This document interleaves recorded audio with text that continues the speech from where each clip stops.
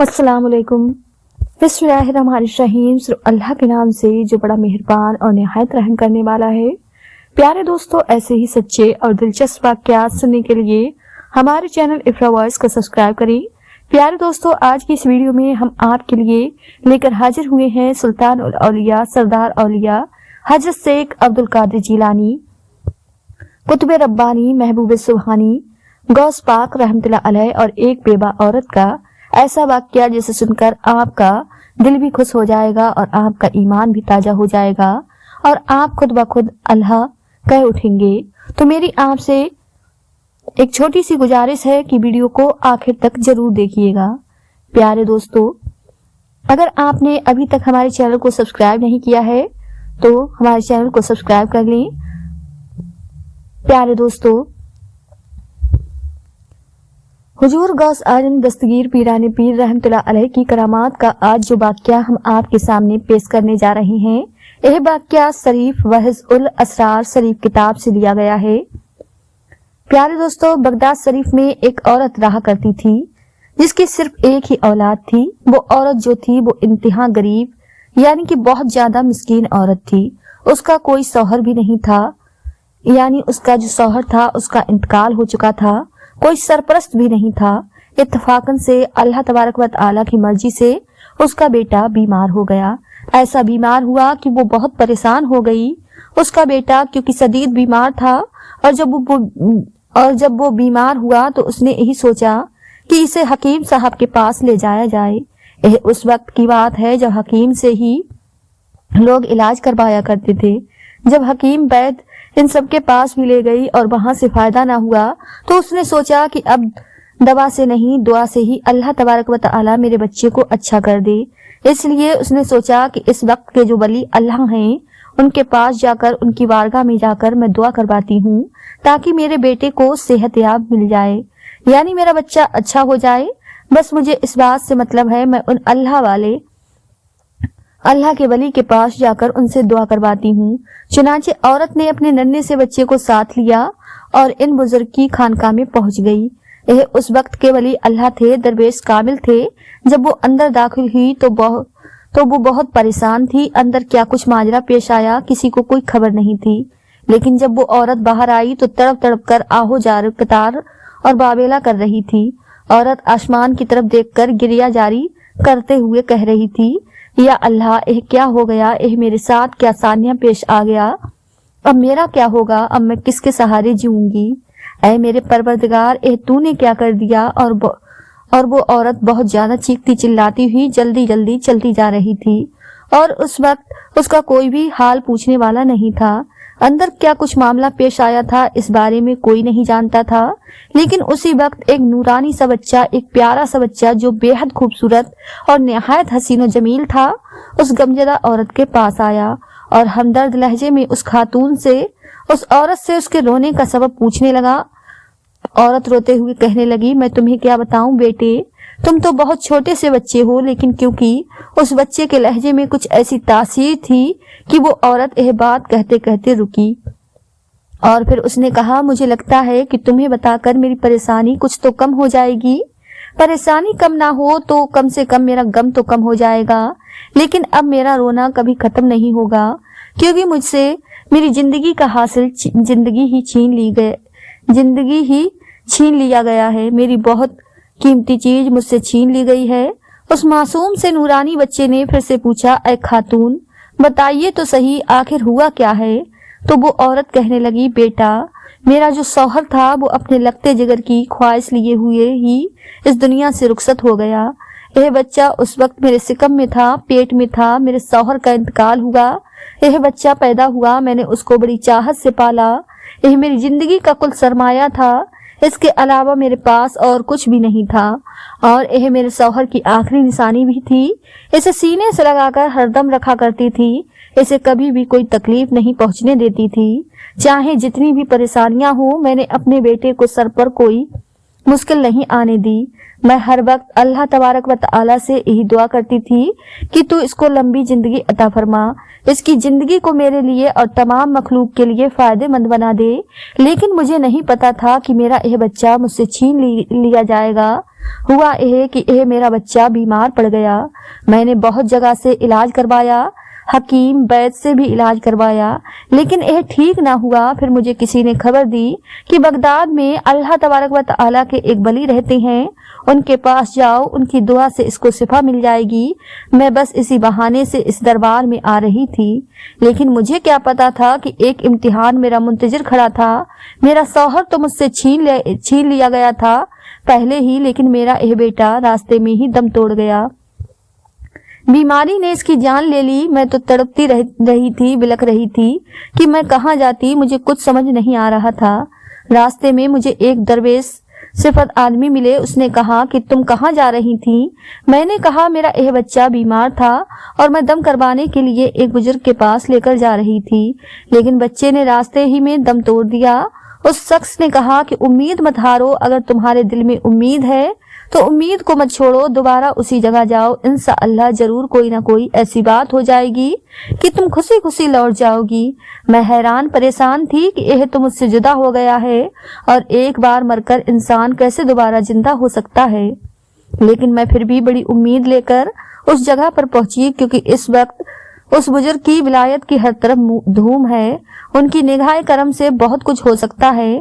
جب میں اندر گئی، انہوں نے مجھ سے کہا بی بی صبر کرو، اس بچے کا اب کچھ نہیں ہو سکتا، بس اللہ تعالیٰ کی رضا پر راضی ہو جاؤ، اس پر ہی راضی رہو۔ ایک بار دنیا سے جو چلا جاتا ہے وہ کبھی واپس لوٹ کر نہیں آتا۔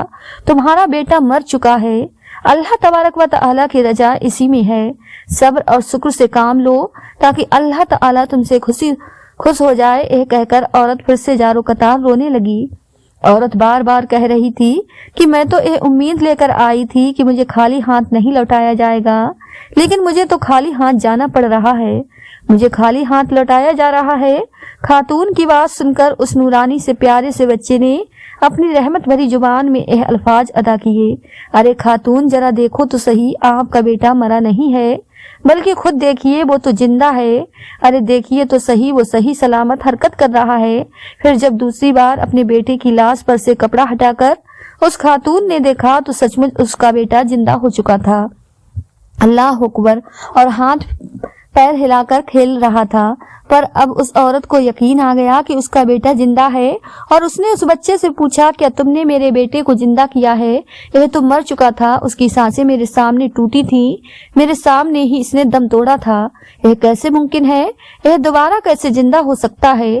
وہ بچہ کہنے لگا یہ اللہ تبارک و تعالیٰ کے حکم سے زندہ ہوا ہے۔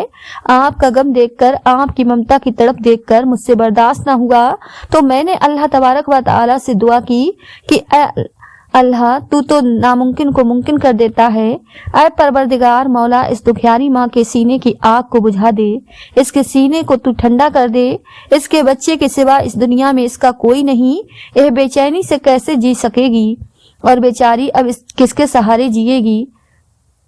تو مردہ کو زندہ کرنے والا ہے، اللہ تعالیٰ اس بچے کو بھی زندہ کر دے۔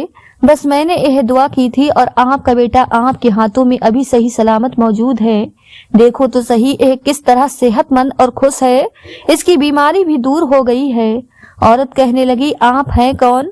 ابھی وہ نورانی بچہ اپنے خاندان کے بارے میں بتانے ہی والا تھا کہ اس وقت وہی بزرگ جو اندر عبادت خانے میں موجود تھے، جن کے پاس یہ عورت آئی تھی، وہ باہر آئے، اس مردہ بچے کو زندہ دیکھ کر معاملے کی نہ سمجھ گئے، اس بچے کی طرف آئے اور کہنے لگے میرے بچے تو نے ابھی سے ہی تقدیر کے چھپے ہوئے رازوں کو جان لیا ہے، یہ بچہ تو مر چکا تھا اور تو نے اللہ تبارک و تعالیٰ سے دعا کی تو دیکھ بچہ پھر سے زندہ ہو گیا، تو ایسا کیوں کر رہا ہے؟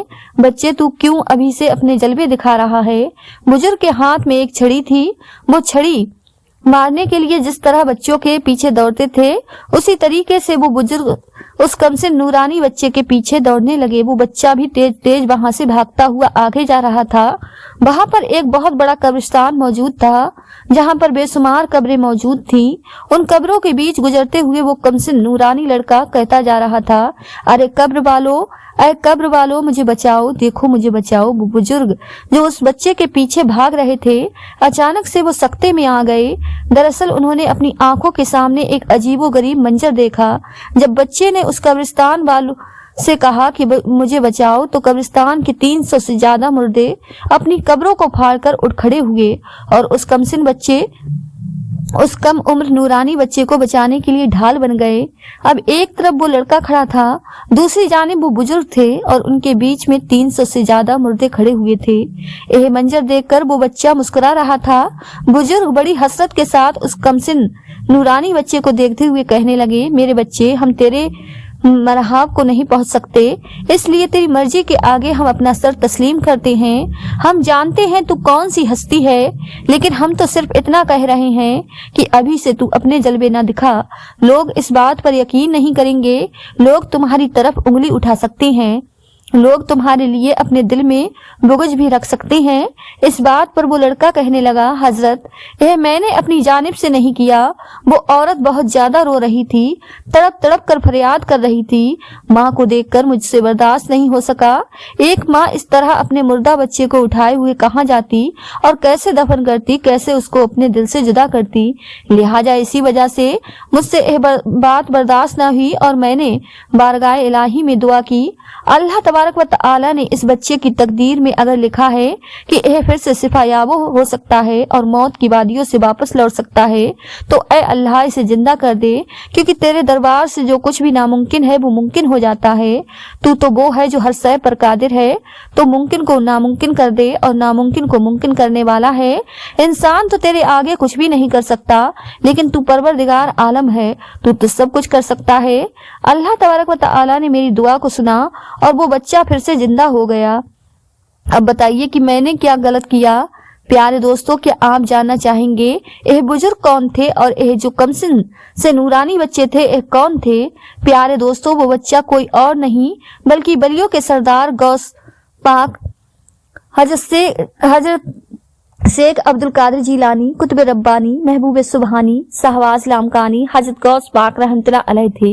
और जो बुजुर्ग उस बच्चे के पीछे यानी सरकार गौस पाक के पीछे छड़ी लेकर दौड़ रहे थे, वो हजरत गौस आजम दस्तगीर रहमतुल्लाह अलैह के नाना जान हजरत सैयद अब्दुल्लाह शोमी रहमतुल्लाह अलैह थे, जो कम उम्र बच्चा था जिसकी दुआ को टाला नहीं गया, वो और बचपन से ही जो लोगों के दुखों को देखकर हमेशा दुआ के लिए हाथ उठा देता था और अल्लाह तबारक व तआला को मना लेता था। यह गौस पाक सैयदना शेख अब्दुल कादिर जीलानी रहमतुल्लाह अलैह की जात बाबरकत थी। प्यारे दोस्तों, सरकार गौस आजम दस्तगीर रहमतुल्लाह अलैह से बचपन से ही ऐसी ऐसी करामातों का ज़ुहूर होने लगा था कि जिनकी मिसाल आज दुनिया में नहीं मिलती। परेशान हाल लोग, गरीब, यतीम, मिस्कीन के आप इस तरह से रहबर बन जाते, आप इस तरह से उनके मददगार बन जाते कि जिस तरह कोई उनका मददगार ना होता। प्यारे दोस्तों, हुजूर सैयदना गौस आजम रहमतुल्लाह अलैह के अंदर नबी करीम सल्लल्लाहु अलैहि वसल्लम की बहुत सारी आदतें मुबारका थीं, क्योंकि आप आले नबी औलादे अली हैं। हुजूर सल्लल्लाहु अलैहि वसल्लम की आल में से ही हैं, इसलिए आपकी मुबारक सीरत आप सरकार गौस पाक रहमतुल्लाह अलैह के अंदर भी नजर आती थी।